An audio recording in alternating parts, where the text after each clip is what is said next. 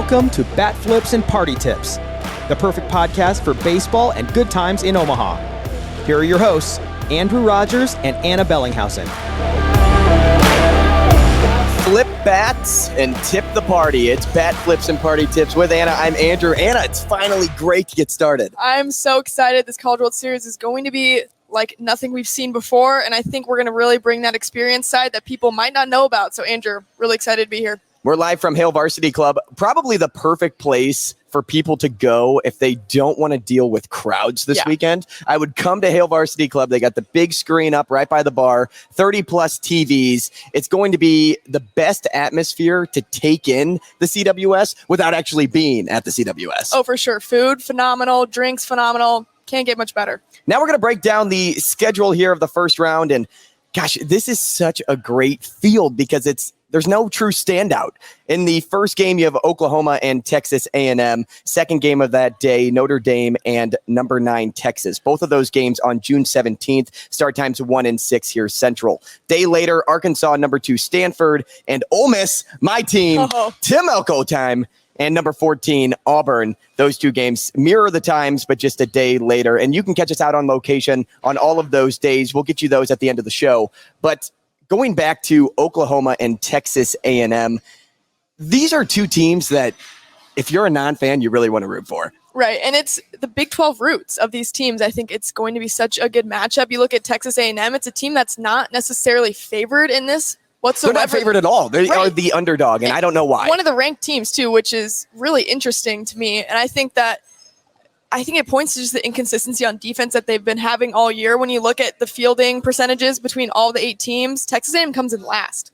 But they're so disciplined at the plate, and that's what I like about Texas A&M. They are your ideal baseball team, a team that is gritty down the stretch and score runs late. In every one of their games, you look at the box score, they always find a way to score from the 7th inning on. Right. And a lot of teams aren't really doing that unless they're down like 13-6 or 21-3, which some of these scores throughout the regional, the super regional has been almost a football score. And that's another great point here. If you look at bracket 1, this top part of the bracket looks more like a college football bracket than it does a college baseball bracket. Right. And when you look at what Texas A&M has gone through, last year they went 9-21 in SEC play. And to see the growth that they've had, a first-year coach as well, making their way all the way to Omaha, it's incredible. So many good storylines in the College World Series, Andrew. And if you're a non-fan, it's a perfect place for you to really feel like you belong. So our show name, Bat Flips and Party Tips, and I go back to just the party reference here. If you were to enter a party, whether it's just on a campus that you're not familiar with or just any tailgate around the CWS, you're going to feel like you belong. For sure. So I'm a non-fan. I didn't grow up in a college town. I'm from St. Louis. Now we had SLU, we had Mizzou close by, but I never really felt attached to any of those teams. And by coming to the CWS, you see me wearing the Oma Dogs t-shirt. Not even a team here, but the team that won last year. I came with a buddy. We went down to FanFest and we said, okay, this is what we're going to do. We're going to go into the tents and we are going to find either the best design t-shirt, the best t-shirt with the best name across the chest, whatever it is, we're going to find that. And then we are going to root for that team for the entire 2 weeks. And that's what we did. We went to, I think, 2 or 3 games. He went to 3. I only went to 2. And no, I only went to 1. I think I had to work just the other day. I did. I only went to 1. But they beat Texas. Did they beat Texas that day?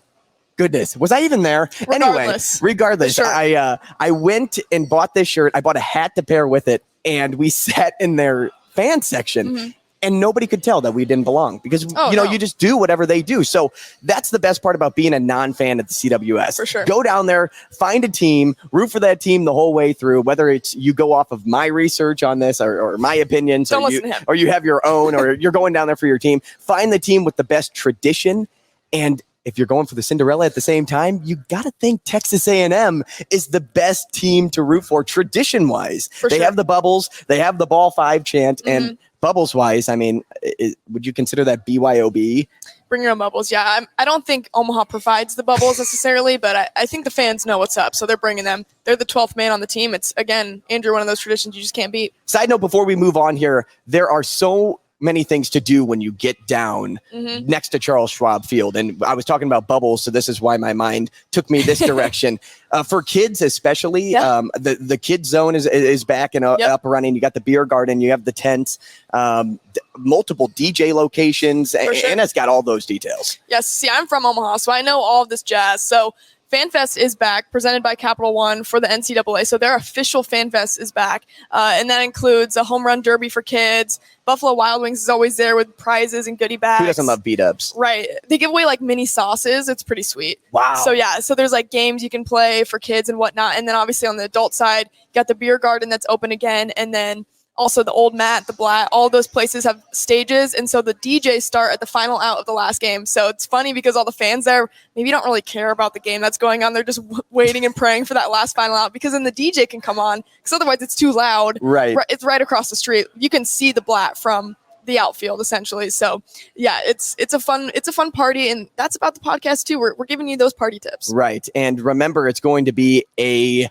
blazer out there. It's going to be so hot. I think the heat index I think it's Sunday. It was like 101 is the temp, and the index is reaching to 110. So make sure to stay hydrated. If you have to alternate between beer and water, go ahead and do that. But do something in order to make yourself alive when you walk out of the FanFest area. And if you're rooting for a team, maybe Notre Dame is that team because Notre Dame has the best story. Like nothing scares this team. Right. They even knew going into that Tennessee series that they had a shot. And of course, every team goes in and they'll put a face on social media and be like, oh, we have a shot to win this. But a lot of teams, kind of sit back and, maybe have second doubts after saying that when you're facing a team that has only lost 7 games, 55-7, I think was their record. Don't quote me on that. But Notre Dame comes in, and again, another team like Texas A&M, just an older, experienced club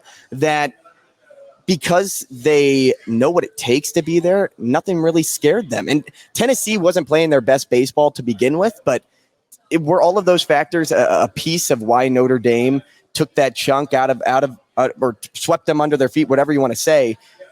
This is a team that, if you don't have a team, why not root for the team that took down number 1? No, the Fighting Irish, it's a great team to get behind. They're experienced, they're well coached, and 7 of the 9 starters returned. And a lot of those guys are grad students. So again, Andrew, they have so much experience, but this team has never won a College World Series. And that's what's so special about Omaha, is having these teams come in that maybe places have never been in the College World Series. You think of like the underdogs back in the day, like Stony Brook and those teams that got put on the map because of this. Not like Notre Dame's a small school by any means, but for the baseball side, they haven't been that dominant. So last time was 2002. Right. It's so cool to see these teams in. I mean, it's the first time in 20 years. You think about 2002, like that was a long time ago. Well, I was 2 years old. I was going to say, how old were you? Don't bring it up. She told me she was a 2000 baby before this. Showed me a 99 College World Series t-shirt. So for anybody out there that wants to feel old today, join our podcast.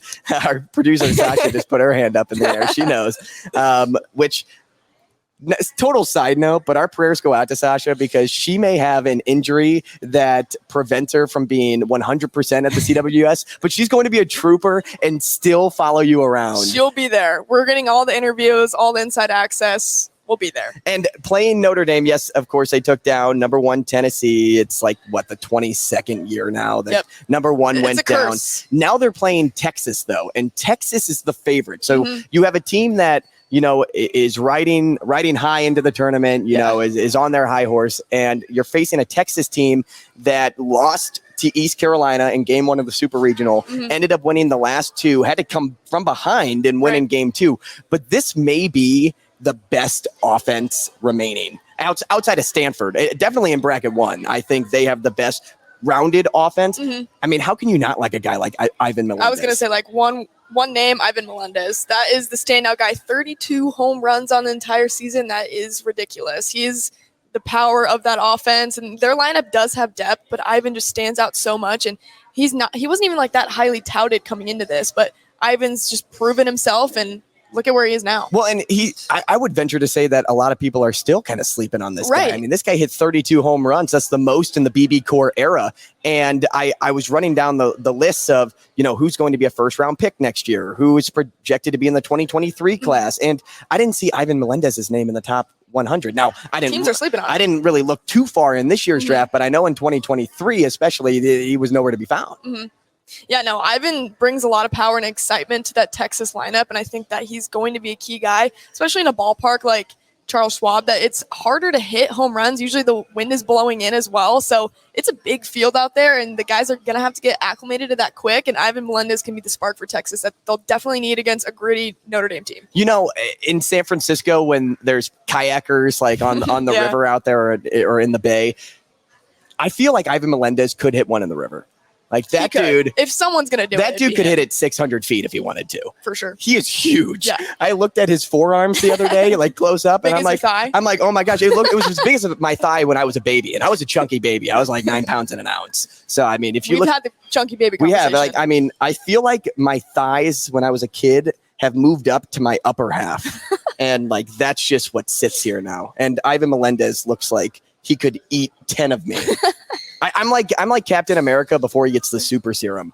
Like that's my body type. Ivan Melendez is Steve Rogers. He is. No, for sure. Moving to the other side of the bracket now, Arkansas, a team that, I would say we're more familiar with, a team that played Omaha earlier this year. And you didn't get to go down to that series. I didn't either, but Omaha saw them earlier, and they weren't really like the Arkansas team that we knew of last year. No, I mean, they were the number one team. They did. They were the number one team last year. They got upset by NC State, and now they're kind of fighting back for redemption. They're really playing some of their best baseball as of late, and because they have like all of this riding behind them, they were the top dog last year, and they're fighting for redemption.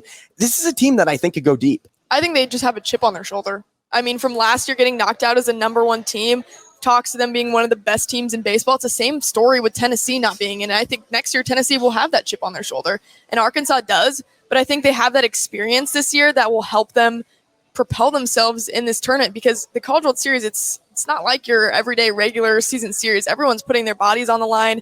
Everyone's putting everything out there that they have. And Arkansas has a little bit more juice behind them just because of last year and how that went. Right. And this Arkansas team is another team that would be fun to root for if you want to be the Woo Pig Suey. If you want to join. Can you give me your best Woo Pig Suey? I might have to practice a little bit with some Arkansas fans when I'm down there, but I've heard it plenty of times being in Nebraska, because Arkansas is a familiar team if you're in Omaha for the College World Series. So I think it's in my wheelhouse for sure. I think I'm going to have to, I haven't seen Arkansas in a little bit. I need to practice a little bit, Andrew. And they're playing Stanford, who I asked you this question earlier today. Yep. Is Stanford really that good? And I think I'm basing this on their game against Texas State in the regional when they had to come back in the 9th inning, and it almost looked like Stanford was going to go down. But to answer my own question, I think they are. I really do think they are. They have an unmatched lineup. Like Brock Jones, Drew Bowser, Braden Montgomery, Tommy Troy, just to name a few. 3 of those 4 guys I just named, one's going in the first round this year in Brock Jones, and 2 of them could go in the first round next year. Well, Stanford's 22-2 since May 1st, and I look at that and see what teams are playing the best baseball when it matters most, and that's May, obviously, and June. And Stanford has shown out. Yes, they had a tough super regional, but they obviously bounced back and recovered. And it's a UConn team they were playing that was playing for everything. They hadn't been in a long time, so they're also making sure that they're playing their best games, and Stanford also had to live up to that expectation. And I think it's a team that also comes in with a chip on their shoulder with losing to Vandy before the championship last year. They didn't get the shot that they wanted. I think Stanford fans have been waiting for this for a long time. I'm picking Stanford to be in the championship game. Wow. Personally. Are they winning? I don't know if they're winning, but I think they're going to come out of that second bracket. Well, at the end, we will tell you who we think is winning. Moving on to this last series, Ole Miss, Auburn. I'm going to start with Auburn because I want to end with Ole Miss. Starting with Auburn, this is a team that just scores runs. Yes. A jaw-dropping amount. In the regional, they scored 51 runs, followed that up with an upset over Oregon State, a team that frankly, I thought was going to go after seeing Cooper Jerpy pitch. And I really wanted to see Cooper Jerpy pitch here in Omaha. But this Auburn team, nothing's really stopping them. They had a chip on their shoulder, too, ever since the start of the season. The SEC West ranked them to finish last in the preseason polls. That's amazing to me. It's pretty ridiculous to think about. Just everything that Auburn's also went through. Again, I think we have the best storylines of a College World Series in my remembrance from a while, because I think every team comes in with some sort of reason behind why they're playing, and they were counted out at some point in the season. All of the rankings have been shifting so much throughout the entire year, and to see these final 8 teams, I think they all have something more that they're playing for. And again, you mentioned Auburn. Yeah, they're ranked, but still they were counted out. I mean, preseason, that has to say something about just where the committee thought they were going to be. Last place, you see that when you're coming in day one. I'm sure they're thinking about that now as they get ready for the College World Series. And Ole Miss, the last team on the list, everybody thinks they shouldn't have made the tournament, made a really early ACC exit in the ACC tournament. But hell, Tim Elko is playing otherwise. Are you kidding me? Tim Elko, show me the stash in Omaha. This is my team, the last team to make the field. I am on the Tim Elko train. I think I have to be too. I mean, the mustache, it can't get much better than Tim Elko's mustache. I think he's made waves in the college baseball world. And I read something about him, about how he tore his ACL, came back a month later, and then hit like 2 grand slams. Like, that's ridiculous. He's just a monster out on the field. And I think Ole Miss is that one team that maybe if you're not from Omaha, you're coming to hang out and watch some baseball, or you're from Omaha, don't have a team, Ole Miss might have to be that team. I think it's that underdog mentality. Hey, I don't hate that take. No. Ole Miss may or may not be my team. I'll remind the people at the end. One more thing to mention, because a lot of people were a little bit upset that NC State didn't get in and Ole Miss did. Right. This just proves right now why Ole Miss is here. They started the year highly touted. So I don't know if that played any influence into people's decisions on getting them to be in this tournament. But with how far they've gone, this just proves right now that they deserve to be 100%. 100%. I think they'll show it. You got to play on the field. That's what's going to be the difference maker, obviously. And it doesn't matter what you say preseason, example Auburn. It doesn't matter what you say during the season, Ole Miss, the last team to get in from the NCAA committee that we believe. I think it's going to be a huge story, chip on their shoulder. Again, all these teams feel like underdogs, honestly, and I love it. 10-year-old Andrew would be going nuts right now because this is like the pinnacle, the World Series. Again, a guy that grew up in St. Louis, whenever the St. Louis Cardinals made it to the World Series, it was like the best thing ever. So any kid locally, 10-year-old Andrew would be going nuts with you right now, because think about what you have here. Everything is happening in one location. So special. You get to see so many players, so many guys that are going to go play at the next level. And I want to take a moment and tell the people out there, dads, moms, whoever's taking your kid to the game, these are the people that you should look for. Get these autographs, add them to the collection. I'm not an autograph seller. I've always been an autograph buyer or an autograph go-getter, but I've never sold any of my autographs. So for those that love to take pride in these pieces, I want to show you, I want to tell you who to get autographs from. Now, a lot of people are going to flock toward Brock Jones. I mean, as I had already said, he's in this field of players, he's going to be the one that is higher up on the draft prospect list. He's going to go before anybody else. Peyton Graham's another one, a very special defensive player, and he draws comparisons to Brian Anderson. And then Arkansas's Caden Wallace. He's one of the best power hitters in this class. These three, I bet there's going to be 500 people around him. For sure. So try to get in. Maybe get him to sign a ball, a jersey, whatever it is, a piece of paper, your ticket. Who cares? But let's talk about some of the guys that maybe won't be so flooded with people begging for autographs. You look in like the second and third round of this draft. You have Jake Bennett from Oklahoma, Robert Moore from Arkansas, Peyton, I believe it's Pallette. Peyton Pallette. Those three guys. And then in the 2023 class, my guy to get, Jacob Gonzalez. Look for Jacob Gonzalez. Ole Miss guy, shortstop, but he is regarded as the second best prospect in 2023. These are the guys that are slept on that may look at, okay, here's the guys that will be drafted really soon. But then you have to look at the 2023 class. I think that's so important to see those guys that are highly touted already. And again, Andrew, those crowds might not be flocking around the 2023 class.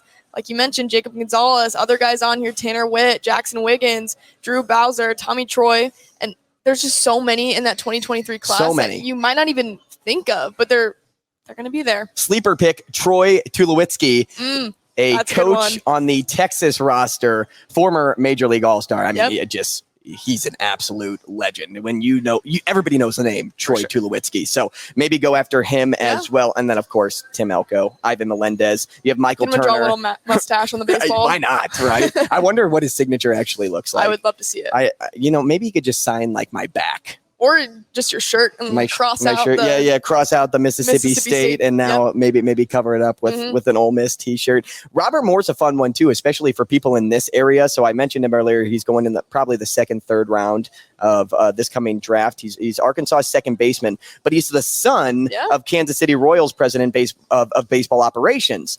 And for those that maybe think the Royals could draft him, you could maybe sleep on him and say maybe he's a storm chaser at some point. But if you have any connection to the Kansas City Royals, that's a good guy to go after. For sure. And a perfect segue to that is by introducing our next guest, Huston Street, former Major League closer, two-time All-Star, 2005 AL Rookie of the Year, and of course a Texas alumnus, as you can tell by the hat he's wearing. Huston, thanks for joining us. Yeah, thanks for having me. This is awesome. Hey, how about Texas being the favorite down there? It's awesome. I've been with those guys, a lot of them, honestly, with the pandemic for the last 3 years. I mean, some of them have been in college for 7 years. It seems like I make jokes with them. But they're hard workers. They deserve it. That was the first thing that I texted Tulowitzki and Coach Pierce was, y'all deserve this. I've seen those kids working. I've seen their attitudes and their skill set. I mean, some of the years these guys are having, Melendez just obviously being a team leader. But, I mean, you look at the lineup top to bottom. Obviously, pitching has been up and down, but guys have the solid performance. Tristan Stevens, huge performance, right time, right place. They're getting hot. This game is, especially the college game, is getting hot at the right time. It's about finding that hot streak and timing it to be good in June. And it looks like they're poised to maybe make a run. For sure. When you talk about hot streaks, what do you like about this matchup between Texas and Notre Dame? Notre Dame, a team that's stunned Tennessee. And, Frank Anderson being at Tennessee is a good friend and a huge mentor of mine in my career, actually responsible for lowering my arm angle and really changing my life. My entire baseball trajectory and career was because of, his ability to make that adjustment in my career. And, I thought Tennessee was, they were billed as maybe the best team in the history of college baseball, which I, take offense to, but no. I was going to say. We're all competitive. There's been some good teams, but, that's a huge upset, I think. But Notre Dame's been good all year long. I mean, I think there was a lot of talk about them hosting a regional, probably should have hosted a regional. Unfortunate matchup for Tennessee, but fortunate for Notre Dame. And they pulled off, one of the biggest upsets in the history of college baseball. But now it's time for them to get beat by UT. I love the way that you put that because, as Anna said, you're playing Notre Dame, a team that took down the 1 seed. But this is kind of I don't want to bring up a depressing memory for you or anything, but last season, Texas was the CWS runner-up. And, of course, you were once a runner-up, too. I'm sure you didn't want me to tell you that because you already know that. But I hate to bring that reminder up. But I wanted to ask you this because you did. I totally did. I said I put that ball on a tee. You can see my face, bro. I mean, I'm not. First, I'm old now, but at least pest control. Now it's the sun. Yep. But my question for you: what advice do you have for this Texas team as they try to make a path toward the trophy, and instead of reminding themselves that we got so close last year?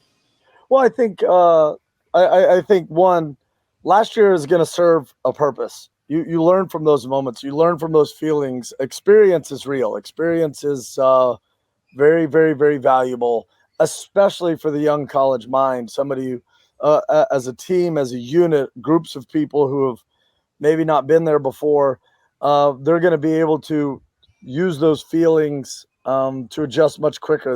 The biggest thing that I tell all the guys when they first get to the big leagues is, your first outing your first career outing, you're going to be shaken. You're going to be moving faster. Your heart's going to be racing. Your tempo, your rhythm is going to all speed up. And At the end of the day, the best players just go play the game. Just go out there and do it. Like you're just a kid. We were all 5 years old on the playground at one point, but learn to slow it down. And when I tell guys in the big leagues coming up, I'd say, listen, you're going to be going 3 times faster than you normally go. And even if you slow it down, you're going to be going 2 times faster. So literally just remember to breathe and go compete. But I think UT is going to have an advantage in that point because we returned so many guys. We returned so many people, especially on the offensive side of the ball. Those at-bats are going to be more sound. And obviously the job that the coaches at UT have seen, have been up there, witnessed them do. It's really a lot of it is about that rhythm of just staying within yourself. So many of the things that Augie Grito taught us, this coaching staff for Coach Pierce, Tulowitzki, and Sean and Phillip, they do a really, really, really good job of making sure that the team understands that principle. I feel like I should turn this shirt around. I didn't even think about that until now. Oh, it don't bother me, bro. I don't care. It's all right. Shirt. You know, out of respect for you, Houston, I'm turning the shirt around. Yeah, please. All right, I appreciate it now. Well, Houston, No, I was at that game. I took my boys up there, so we watched the Mississippi State pitcher, and that's what it takes, though. It takes performances, right? It takes individual performances to rise to that moment. And sorry to cut you off, but that I think was what Mississippi State did last year. Was they had those moments, and it's a battle of conviction and execution and a little bit of luck. But I think Texas has the guys to do that. In 2002, when we won it, you look at the performances by not just, I'm one piece of a 25, 26, 27-man puzzle, and it takes a team to win in Omaha. Right. Yeah. And I'm sorry that I had to turn around the T-shirt. No, I think Houston's going to appreciate it. Houston, not many guys get to experience what it feels like to walk out on a stage as big as Omaha, and you've done it in some of the biggest moments in your career. What is it like walking out with those bright lights in a game that probably is the biggest that these guys have ever played in? It is. Yeah. Well, I mean, I said this a lot at the beginning of my career. It's been years since I've actually answered this question this way. Because once you get to the big leagues, you kind of move past college in the reporting mind, but it's still my College World Series experience transcended my entire life, my entire career. I vividly remember walking out on the mound that first time against Stanford in 2002, and you grow up. Back then it was a different stadium, but the color of the blue pads, that visual. That every summer when I was 13, 14, 15, 16, all the way through, you see that visual. And there's the College World Series emblem, and it's Omaha. And wait, I'm now the guy on the mound. Hold on, I have to get it done. Like, I'm doing this. These are all real thoughts. And, immense pressure. Yeah. Well, what I learned while being in Omaha and my years at the University of Texas was pressure is a choice. Pressure is what you choose to focus on. And that's why I say it is just the game of baseball. And I teach my young children, my boys, I have an 11-year-old son, a 9-year-old son, and a 6-year-old son, Ripken, Ryder, and Rafe. And I tell them, my boys, the game is you in the mitt if you're on the mound. The game is, if you're in the infield, it's getting into your circle pre-pitch, your pre-pitch routine, your pre-pitch mental routine. That's the game. The game is not Omaha or Yankee Stadium or Fenway. That's the place. That's not the game. The game, and so pressure is, am I choosing to focus on the game? Well, I've done that a million times. Or am I choosing to focus on the things that have all the other external factors, the crowd, the noise, the consequence of execution, right? No, you can't control the consequence. You can only control the execution. Focus on that. Focus on your breathing. Focus on the moment of, I have the ball in my hand. I'm going to throw a fastball down and away. Well, I mean, if you were to see any of these college athletes, put them on a mound in the middle of nowhere, you would expect them to be able to hit the outside corner or to throw a slider for a strike. That wouldn't even cross your mind that they can't do it in that scenario, in that place. And yet you put them in Omaha and it all changes. but it only changes in your mind. So if you can control that first, then you can control all the rest. But you have to have those experiences. And I was lucky enough to have 3 years of those experiences in Omaha to feel the pressure, because it is real, to learn to adjust to it and to put it in the right box. And as Augie Greedo always said, trust the process and stay in the moment. The process is what we've done all year long, what you've done since you were 6. And the moment is just right now, this one little moment at a time. And everybody collectively, 9 guys on defense and the 1 batter in the lineup, staying in the moment. And all those little moments add up. And you do. You got to have some balls fall in the right place, some ground balls hit some holes, some fly balls hit some gaps. And they call you a champion at the end if you get it done. I've been there and won it. I've been there and lost it. And it really did come down to, when you mentioned losing it in 2004, I look at the performances, specifically Jason Windsor on the mound. That dude stayed in the moment. That dude threw his changeup about as good as I've ever seen a college pitcher throw a changeup consistently in a game, and he beat us. They beat us. And, to this day, I wish we would have shaken their hands. I think that was totally a mistake on our part that we did not do intentionally whatsoever. But the emotional response of winning and losing is something you can learn from. And that's what I tell these guys. Like, this experience is going to make you better in life if you let it. And you have to choose that idea. Whether you win or whether you lose, you're going to get better because of this. And that's the beauty of sport. It's the beauty of Omaha and the College World Series and everything that it brings with it. Houston, when you look at this field of teams, there aren't many separators from a lot of these organizations and all these schools. What is the difference between a good and a great team in Omaha? Well, I said it earlier. I think some of it is the luck of the ebbs and flows of the human condition, which is baseball streaks. You're hot, you're cold. And you can't help it if you're cold in June, and you can't help it if you're hot in June. The separators really will come down to that mentality. It will come down to capitalizing on mistakes. Everyone's going to make them. Who capitalizes on them? And then in the case, like I said, the Mississippi State pitcher's name escapes me. But you have to have some of those types of performances where the Michael Jordan type moment, so to speak, where somebody just refuses to let their team lose. Jason Windsor, as I said, did it in 2004. Justin Simmons was our guy on the mound in 2002 against South Carolina. Bases loaded, nobody out. First inning gets us out of that moment with only 1 run put up on the board, and then our hitters come back and answer. Chris Carmichael hits a 3-run homer later in the game. So you have to have those performances in big moments come through, and I think that becomes the separator. But again, it's just one little moment at a time, and the teams that truly stay in the moment will prevail or have the best chance of prevailing. Sometimes you just got to get lucky. And I say this, some people say I'd rather be lucky than good. I say I'd rather be both if I could. Yeah. Now, are you thinking? I'll be good and lucky. Are you thinking of Will Bednar? Is that who you're thinking of? Was that the starting pitcher? That kid was awesome. Yeah, he was. He was good. Maybe I should turn my shirt back around because I sound like a true fan now. Well, hey, that's the beauty of it. I mean, I have my 3 sons sitting in the stands next to me, and I was using him as an example. Yeah, he's beating my team, but you can witness it. You can look out there on the mound and see conviction, not just passion, but conviction, where he is willing this baseball to that spot. His fastball was electric. His breaking ball was on point. And I talked to him about his, look at the body language of the man out there controlling the moment. It is crystal clear he's in control. And I bet if you asked him, he would say, I didn't feel an ounce of pressure.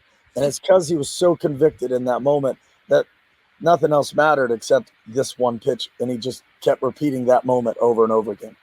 Now, I got one more for you, Houston. As you talk about emotional moments and this Texas team has really battled through a lot of adversity, but there's a lot of things going around with the horns down hate. What is up with all of that? Am I just sheltered? Has that always been a thing, or is that like really sparked this year? Yeah, no, that's been a thing for 100 years. I mean, what about the national anthem singer though, that got banned from singing at the CWS? What happened? There was a national anthem singer that did that at the Women's College World Series. After he sang, he did the horns down, and now he's not allowed to sing at this CWS. Wow. I don't want to speak negatively about the CWS. That's their decision. But I'll speak generally about a thought that I've long had. We got to quit being so soft. Rivalry is beautiful. I love it. Mm-hmm. It's beautiful. Like, someone wants to put the horns down, right? That's like talking trash to Michael Jordan, right? and, but if you're Larry Bird and you're one of the best trash talkers in the history of the world, they do that to get in your head. It's a part of the game. If you step in the box and I'm looking in your eyes, I'm not looking away until you look away. Sorry. I do not feel sorry for you. There are no friends between the lines. There's no rules in love and war. Accept the challenge and let it motivate you. But, I mean, like, there is sportsmanship and there is competitive rivalry. I mean, listen, rewind 100 years and A&M captured Bevo, our mascot, and cooked him. They took the animal and they ate him as fajitas. So, yeah, we've gotten soft, and we got to get away from that because you know what? That's the beauty of it. Like Jimmy Dugan said, in A League of Their Own, right? It's supposed to be hard. Exact quote. It's supposed to be hard. If it was easy, everyone would do it. It's the hard that makes it great. Like, if someone can take fingers and turn them this way, think about what's actually happening. They're just turning their fingers this way. Now, I won't do it for very long. But if this affects me, there's something wrong with me. Got some bigger problems on my hands. Bro, I dare you to do that. Do that before you get in the box and see where the first pitch goes. It's going to go right here. And the reason is because I'm good enough to make the next pitch and the next pitch and the next pitch and the next pitch, and I'm not so mentally fragile to let this. I understand the idea behind, but I think if you took it and you flipped it all on its head as just a person being passionate, and there's no better way. I've done this 1,000 times in my life. Right. If there's Aggies watching and you're in Omaha, we play you. If you win and we win, I will not do this because I think this is a waste of time, right? Like, I think doing the horns down is a waste of time. I've always said, don't pull for someone to fail, pull for someone to succeed. That's where my energy goes. So my horns are up. And if the other team beats me, I just congratulate them. But if you want to put your horns down, thank you. You're just throwing kerosene on my fire. I love it. Maybe I was tired 5 seconds ago. Now I'm wide awake, and you've got my attention. And I promise you, at least in baseball, if my attention was focused, I had a better chance of beating you. Well, no one should do the horns down to Ivan Melendez before he comes into the box. That I don't think it matters. So I'm moving out of some. No, you're fine. You have the nice glow. Lighting the whole time, guys. You got to coach me up on my lighting. I think like I said to start, rivalry is beautiful, and passion is real. And if you eliminate that from sport, what do you have? I mean, we might as well just take the scoreboard away. Right. No, it's fun too. And for you guys, I mean, you might as well do the horns down and put another finger down because the M stands for Omaha because that's where Texas is. Well, they're in Omaha and they live in Omaha. Yeah, we live in Omaha. And I don't know if you noticed, we didn't dogpile. Our boys did not dogpile. They kept that tradition alive. Mm-hmm. And that's something we always say. You dogpile when you win at Omaha. You're expected to get to Omaha. That's the expectation. And I do know that this Longhorn group of kids, they have set that expectation in their hearts and their mind. They've been possessed with that idea from the day some of those kids walked on campus. And I actually did.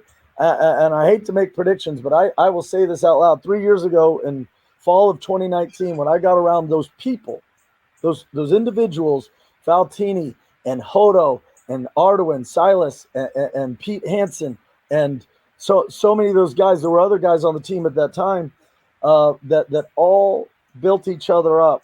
But I remember talking to Coach Pierce saying, dude, this team's going to win you a national championship. They got to go do it this year, and I'm not making a prediction, but they're that caliber of people, whether they win or whether they lose. Those kids are that caliber of people, and I've been around them long enough to be able to say that, and I'm proud of them regardless of what happens, because I've seen the passion they've brought to the place that I love the most, the place that changed my entire family's life, and I would not be sitting here comfortably in my life without the University of Texas, and I'm so blessed to be able to say that. And I'm going to try to get my butt to Omaha with my 3 boys again. I'm going to try and be there Friday, and then hopefully Sunday when we play. I'd like to play the Aggies. I know we just played Oklahoma, although I think Texas has got a good chance either way. Well, hey, if you're down in Omaha, come find us. What will. you say? This Friday? Is that when you're coming, or the College World Series? Well, Friday is our game at 6 p.m., right? Yeah. Notre Dame. Notre Dame. And then if we win, then we play Sunday at 6, and then I got to get back to Austin, and then I'll come back for the championship game. But I do intend on being at both of those games. Great. We'll stay in contact with you, Houston. Thanks so much for coming on the show. Again, Texas is the national favorite. So if you're looking for a team to flock to, join Houston. Join Houston. or go with the underdog. Well, the underdog is Texas A&M. Yeah, but hey, for all those people putting the horns down, right? Look at them. We're still here. Hook. There they are. Thanks again, Houston. Again, Huston Street, former Major League closer, 2-time All-Star, 2005 AL Rookie of the Year, Texas alumnus. He's probably Dad of the Year, too, with his 3 boys taking him to the Happy CWS. Early Father's Day. Happy Early Father's Day to you, Houston, and everybody else out there. He brought up a good point. Anything can happen when you're down in Omaha, and it's just all about how you handle those moments. It's the pressure. And, don't succumb to that pressure. Mm-hmm. It's just about how they battle through. What a great guest Huston Street was, and we hope to run into him again. Maybe you'll see him on our YouTube channel. That's Hurrdat Sports on YouTube, at Hurrdat Sports on Twitter, Instagram, and Facebook. You can also catch us on our personal Twitter pages. Follow Anna at Annabelle Media. You can follow me at Andrew Rogers TV. Content coming your way from in and out of the stadium. Catch us on location. We are going to release shows all throughout the tournament. The next one, June 17th at Lefties. That's at 12 p.m. And then we will follow along as the College World Series goes on. Bat Flips and Party Tips, where we flip bats and tip the party. Thanks for joining us.